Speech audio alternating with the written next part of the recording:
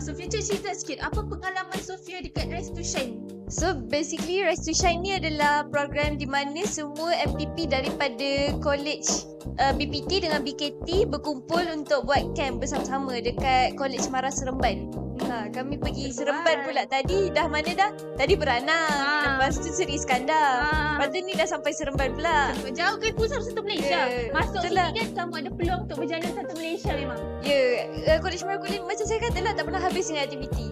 So dekat Seremban ni aktiviti yang kami buat, kita bukan pergi camp ni dengan tangan kosong tau. Kita sebelum pergi tu dah macam-macam dah benda yang kita perlu buat.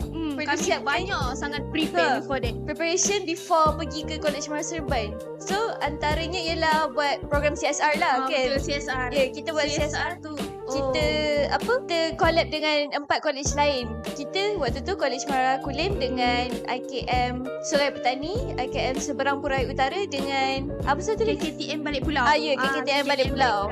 Sebab kami college dekat-dekat lah. Bahagian utara. Utara, betul. So waktu tu kami buat CSR, kami buat reading corner dekat sekolah rendah dekat Penang. Sekolah rendah apa susah waktu tu? Sungai Besar. Sungai Besar kan? Tak ingat. Bukan Sungai Besar, Selangor. Betul. Bukit Indra Muda susah. Interesting. SK Bukit Indra Muda dekat Penang. Sekolah anak Sazan. Specifically Sazan. Specifically anak Sazan.